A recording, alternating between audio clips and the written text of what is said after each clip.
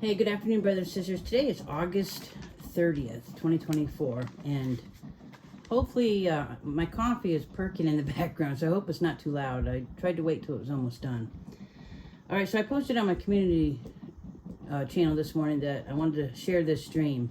So first of all, last night, when I was talking to the Lord last night, I asked him, I asked him for a revelation on the rapture or timing, I haven't done that in a while, but just I talked to the Lord. I talked to him all day long, but so I was just talking to him about it and things of that nature. So I had this dream. I had two scenes, so I'm going to tell you both scenes. Then I'm going to give you my thoughts, and I also shared this with Melissa, and we're on the same page here. So, all right, in this first scene, I was pregnant, and I was doing what I normally do, just like we do every day, living our lives. And all of a sudden, birth pains started.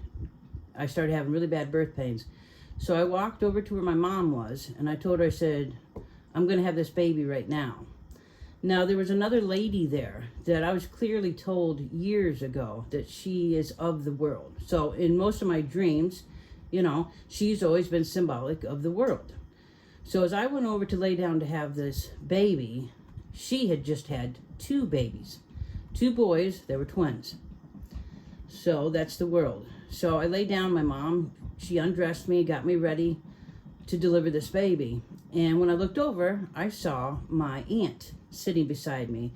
Now, she passed away years ago. So she's in heaven. I know that she's in heaven very clearly. I was shown that. So I believe she probably just represents the saints maybe in heaven. But anyways, so as I laid down and the birth pains were getting stronger, I told her, I said, this is going to hurt. And she said, my aunt said, yes, this is going to hurt. But the next thing I knew, the baby had been delivered. I didn't remember any of the pain, the childbirth.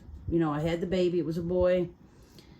But like I said, I don't remember going through any of the pain. But when I stood up, my belly was still big, like women after they have a child, their bellies are still big for a little bit. And I got up and I went in and took a shower. Okay, and that's all that happened in that scene. And the second scene that I was sitting in a living room. I didn't recognize this room. My husband Brian was sitting in a chair and I was sitting on the couch. And in between us was a window, a window with had a white frame and it had white lace curtains, the same curtains that I have in my house. And he got up and looked outside and he said that someone was coming. So he got up to look out the window and I said, in the dream, I'm thinking, well, maybe it's my other aunt. I have another aunt that lives just down the road from us in reality. So when he said that he saw somebody walking by, I thought, well, maybe it's my aunt. And I said, well, how were they dressed? What did they look like? And he said they were dressed like a monster. And then he came and he sat back down, and as we sat there talking, we were looking at each other, all of a sudden, and when I explain this to Melissa, it's extremely hard to explain, but I'm going to try. As we were sitting there talking, after he saw this, we were talking, and all of a sudden this strange light just kind of dropped down on the entire world.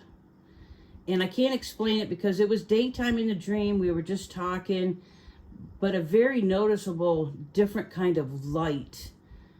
I wish I could put it into words, you guys, but I can't. There was no control over it, okay? When it happened, I knew this was the rapture. So this light just dropped on the entire world. And the cool thing is I knew this was the rapture, and I was being shown this in very, very slow motion. So as I was sitting there talking to Brian and we were looking at each other, this light dropped down on us. And I was able to watch him slowly transform into light. It was the coolest thing I'd ever seen. So like I said, I'm looking at him, he's looking at me, and then I slowly see his body transform into light, and it's getting more light and then more light until finally we can't see each other because we are absolutely entirely light. And that's what happened in the dream, and it was just, I think, just pretty amazing. Okay, so I had something else I want to tell you too. But anyways, what I did, the one thing I wasn't sure about is why did he say this person looks like a monster? So I looked it up. I just looked up the definition of monster. So what it said is that a monster is an animal or a plant of abnormal form or structure. It also can be one who deviates from normal or acceptable behavior or character to cruel, wicked, and depraved. Okay? And we know that in the Bible, in the end days, that's exactly what it says. That people are going to become lovers of themselves. They're going to become depraved. They're going to become selfish, evil. Okay? So I believe this clue that the Lord was showing me is when we see this happen more and more, as the birth pains get stronger, which I believe we're in. I mean, from the first scene of me going into labor, because I believe that I was symbolic of the church, that this baby was about to be born. I mean, I literally delivered this baby in the dream. So I believe that is biblical, that part there about that. Okay, and let me turn my page here. Okay, and some stuff that Melissa, I ran over with her. She's my prayer partner. Like she said the same thing. She feels that I was symbolic of the church. So the church is giving birth to something new, which is good and light. And the world is giving birth to something new too, but it's evil and darkness. We know that the enemy always tries to counteract with whatever God is doing. We know that. Okay? So that's why we know there's going to be a false Messiah. And because the enemy is always copying God. So while the church is giving birth to something light, the world has been giving birth to something evil and darkness. And we know that because we see that happening. Looking through the window is a vision. It's what we see that's coming, and that's what we were shown. That's just what's coming. Okay. The monster, the way the world is going to be right before the rapture. People are going to be depraved, selfish, evil. They're going to look and act like monsters. Okay, and that's kind of where we're at right now. If any of you watch the news, we see these teenagers and the way that they're beating up on their teachers, their parents. We see this happening. So, I mean, it's not like it's something down the road. I think it's happening right now. So that was what the Lord was showing me. This is what's coming. It's going to get worse. And when this happens, that's when the rapture is going to take place. Now, what's cool is when I got up this morning, I told my husband about this dream, and he's like, Rhonda, this is so neat, because he takes the dog out for a morning walk, usually around 6:30 every morning. He said, when I went out to take the dog for a walk, I said to Jesus, I'm so sorry that you had to die for my sins. He said, but then the Lord downloaded this on me, which the Lord said to him, a seed can't produce fruit unless it's planted in the ground. He said it then hit him that I can't produce fruit until I'm planted in the ground. Right now, I'm a seed, and I produce fruit.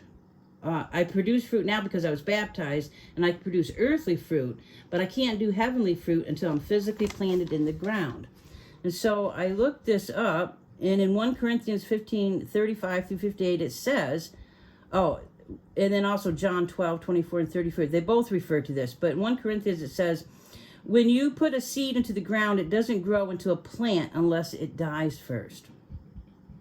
And then in John 12:24-34, it says, very truly I tell you, unless a kernel of wheat falls to the ground and dies, it remains a single seed. But if it dies, it produces many seeds. So we just thought this correlation between this dream and what the Lord spoke to him this morning was pretty interesting. And I think it's exciting. I mean, my look on it is I know it's going to happen, but I think about Jesus. I think about he loves us so much. He doesn't want anyone to perish. So however long it takes for that last person to come in, I'm willing to wait because I love Jesus and I want that for him. I want it for that person. I would want Jesus to wait for me. So I'm good with that. I'm good with, hey, if it's going to take 6 months, another year, 10 years, I'm good with that. But in the same time, I'm so excited to see him. I'm so excited because I've been having so many amazing dreams about just seeing my family in heaven And the dream the other night, I saw on a video my whole life. You know, I was shown, I was actually with my guardian angel in this dream, and there's these 2 books. And as soon as these books were done, this lady hurried up and she threw them in a safe and locked it so that nobody could touch these books. And my name was in this book, and my guardian angel's name was in this book. And then I was shown my life of all the things that I had done, people I had talked to, and I was shown and told in this dream that everything we do is written down in a book. And it is, because I didn't answer this, but I was literally shown that everything we do is written in a book, and it's kept in a safe place. And just some of the stuff he's shown me, I just feel like, you know, we're getting closer and closer to the end, because my dreams are a little bit different. Having more dreams to dealing with praying for family members. I saw my brother again, and we knew that at 3 o'clock work was done. Work was done at 3 o'clock, so we went to this place to wait because we knew that these huge doors were going to open and people were going to pass over through these big doors. And we knew at 3 o'clock is when it was done. And we waited, and when these doors opened, you know, I was sitting with my brother, and this man that had known him on earth came up to him and shook his hand and said, "Wow, Ted, it's been a long time. It's nice to see you." And he said, "Yeah, it's nice to see you too." You know, I've been having stuff like this. It's just so amazing. So I just feel the Lord has shown us, hey, you know, this is coming. This is coming. And the only thing I was confused on was like the monster part, but it makes perfect sense now. So what Brian saw is coming, and when that came, when he saw that, the rapture happened immediately after that, because he sat, after he saw that, and I said, "Well, how was he dressed?" He said, "Like a monster." He sat down, we were looking at each other, and that light just dropped on us. It was like, almost like seeing one of those big nuclear bombs go off, where that light just, in a split second, just spreads all over the, you know, miles and miles and miles. But this was like over the entire world. This was everywhere, all at once, this light. And then in slow motion, I watched him and he watched me as we just transformed into light. And it was so amazing. And I'm so thankful for God for showing me stuff like this. So, you guys know, whatever I get, I'll share with you guys. I think that's what my Father wants us to do. He wants us to encourage each other and share these things that he shows us. So, all I can say is continue to pray for your loved one. Pray for those that are lost. Remember, God's the only one that could bring them in. But prayers are definitely heard. You guys know that I've seen that. Prayers are definitely heard. Prayers matter. They absolutely matter. And it does matter what we do here on earth, just so you know that. And another thing is, make sure that you have forgiven everyone. Remember, God says he can't forgive us, if we haven't forgiven, if we haven't forgiven. And so make sure, that you have. And that's what I asked the Lord to show me, if there's anyone I haven't forgiven, to continue to convict me of anything that I have done against him or am doing. Just like he said, work out your salvation, work out your own salvation with fear and trembling. This is what you're to do. Make sure you're right with God, because the time is very, very close, brothers and sisters. Very, very close. So I hope this encouraged you guys. I pray for each and every one of you. And I just ask God to bless and keep you safe, you and your families, okay? All right, thanks for listening. Bye.